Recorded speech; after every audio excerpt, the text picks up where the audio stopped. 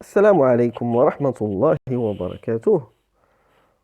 ومع الحصة الخامسة عشرة من موديول circuit électrique résumé de théorie. Chapitre numéro 3. Étudier des circuits RL en courant continu et en courant alternatif. Exercice.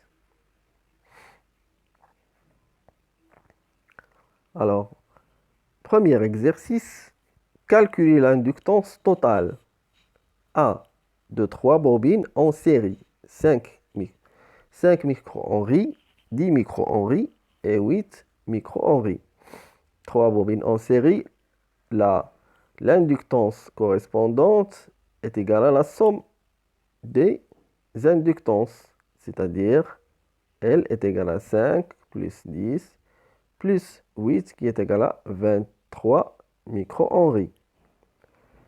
B. 4 bobines en parallèle, 160 nanohenries, 220 nanohenries, 170 nanohenries et 450 nanohenries. Alors, en parallèle, c'est comme les résistances. C'est l'inverse de l'inductance totale est égale à la somme des inverses des inductances. C'est-à-dire que 1 sur L est égal à 1 sur 160 plus 1 sur 200 plus 1 sur 70 et plus 1 sur 450. Ce qui veut dire que L est égal à 52,91 nanohenries. Deux bobines en parallèle, 160 nanohenries et 220 nanohenries, qui sont en série avec une bobine de 400 nanohenries. Alors la relation elle sera de L est égal à 1 sur les deux qui sont en parallèle, 1 sur 160 plus 1 sur 220 plus 400 qui est égal à 490, 493 nanohenries. Deuxième exercice, soit le circuit suivant. Une tension alternative, une source de tension alternative connectée à une résistance en série avec une inductance de 100 millihenries. La résistance est de 1 kΩ. La tension de sortie est celle aux bornes de l'inductance. A. Si la source alternative est ajustée à une fréquence de 1 kHz, calculez la réactance de la bobine. Alors, on sait que la réactance XL est égale à L oméga. XL est égal à oméga L qui est égal à 2pi fois combien de Hertz? On a 1 kHz, donc fois 1000 fois 100 millihenries qui est égal à 0,1 henry. Alors, le tout est égal à 628,32 ohms. Quelle est la fréquence de coupure de ce circuit? Alors, la fréquence de coupure, c'est-à-dire que la XL, elle doit être égale à 1 kΩ. Alors, pour cela, nous avons FC est égal à R sur 2pi fois L, qui est égal à 1000 kg, 1000, c'est-à-dire 1000 ohms, divisé par 2pi fois l'inductance, qui est égal à 0,1, qui est tout, est égal à 1,59 kHz. Tracez le diagramme de bord de ce circuit. Ce circuit est un filtre, passe haut. Filtre RL de premier ordre passe haut. La fréquence de coupure est égale à 1,59 kHz. Nous avons la courbe qui correspond à cette courbe-là. On a dit à la fréquence de coupure, le gain est égal à moins 3 décibels. Dans les hautes fréquences, le gain est égal à 0 décibels.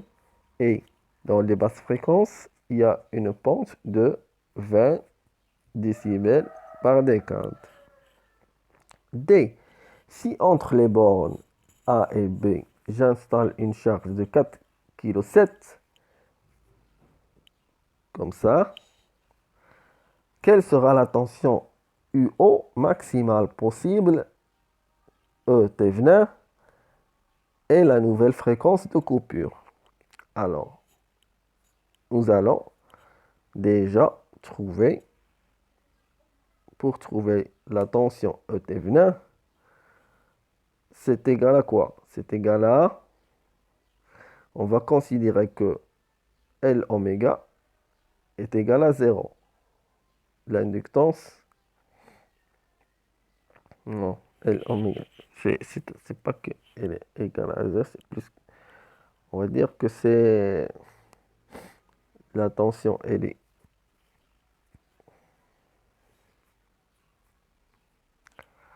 pour qu'elle soit maximum, elle doit être,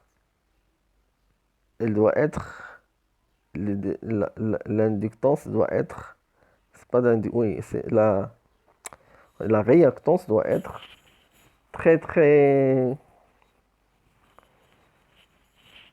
on va dire qu'elle est très très grande.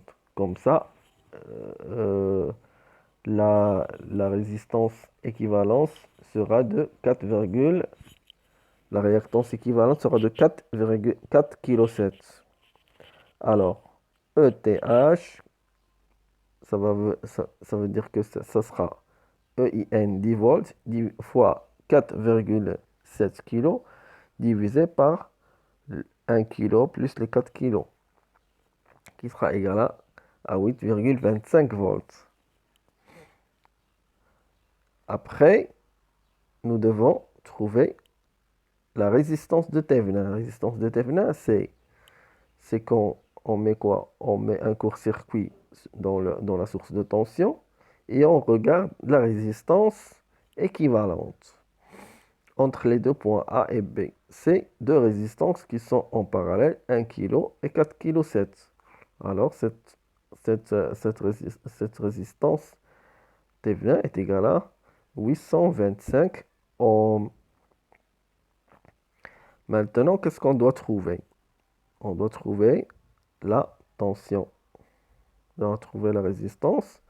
On doit trouver la nouvelle fréquence de coupure, c'est-à-dire la relation de la fréquence de coupure, c'est quoi? FC est égal à RTH divisé par 2πL, qui va égaler à 1,31 kHz. C'est ça la nouvelle fréquence de coupure.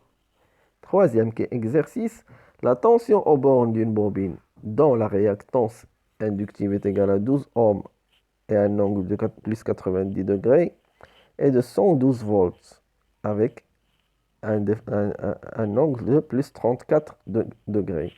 Quelle est la valeur du courant qui la traverse en forme polaire et en forme rectangulaire? Pour cela, on va dire que on sait que la tension UL est égale à quoi? Est égale à IL fois XL, la réactance fois le courant, qui est égal à 112 volts et avec un angle de plus 34 degrés. Alors, IL, c'est quoi? C'est UL divisé par XL, qui est égal à 112 volts divisé par 12 ohms. Hein?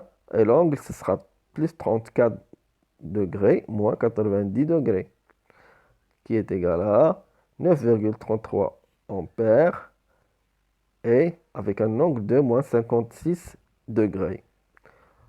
Donc le courant, c'est celui-là. Alors, ça, c'est la forme polaire. Pour la forme rectangulaire, IL est égal à 9,33 multiplié par le cosinus de moins 56 degrés plus J fois 9,33 fois le sinus de moins 56 degrés. Quatrième exercice, que vaut la tension aux bornes de la résistance entre le circuit suivant? Nous avons un circuit constitué d'une source de tension alternative, ES, qui est égal à 50 volts avec un angle de 45 degrés. Relié en série avec une résistance de 25 ohms et une inductance, une bobine, hein, dont l'inductance, dont la réactance inductive est égale à 25 ohms avec un angle de plus 90 degrés. Maintenant, on cherche la tension au bord de la résistance. Nous avons ES est égal à UR plus UL. Aussi, on a UL est égal à IS, hein, fois XL. Et aussi UR, c'est IS fois R. Nous allons devoir trouver le IS est égal à ES divisé par ZT. Avec ZT, c'est quoi? ZT, c'est l'inductance, c'est l'impédance totale, qui est égale à R plus J fois XL, qui est égale à la racine de R au carré plus XL au carré, c'est l'argument, hein?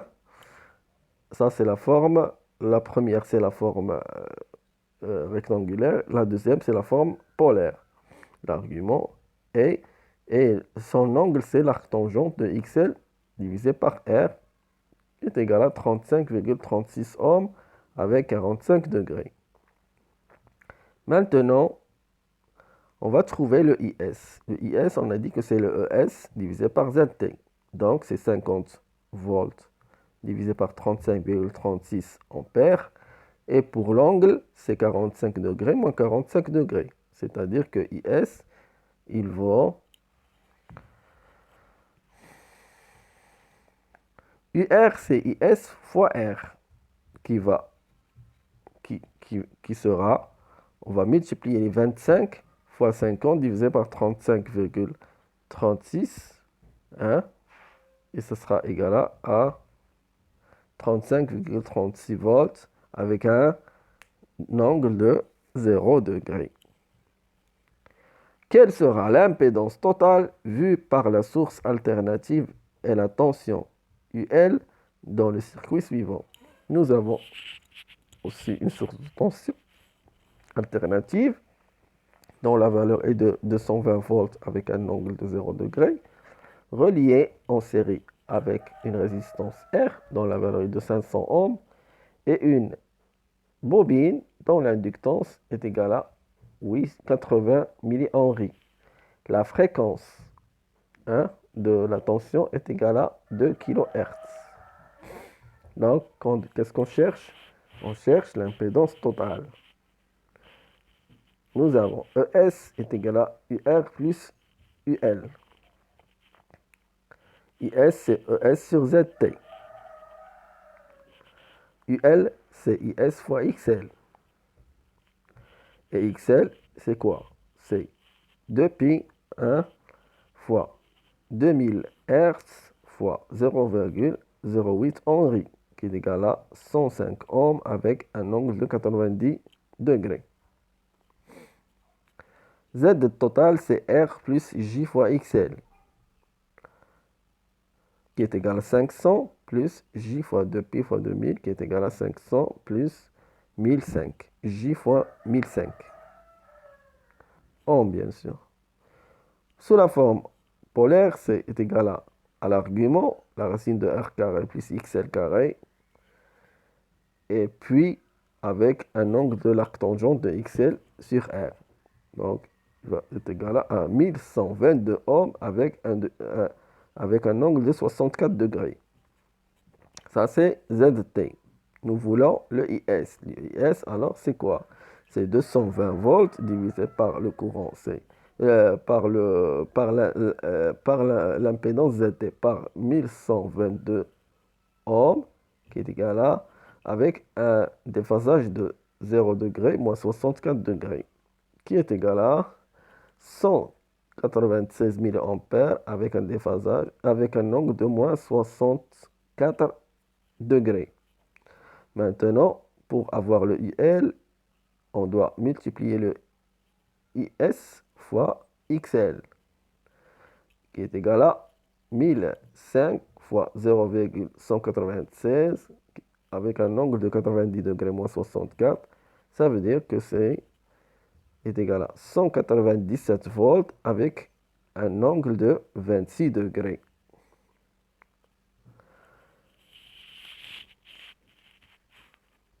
إخواني، لقد انتهت دروس هذا الشابيتر.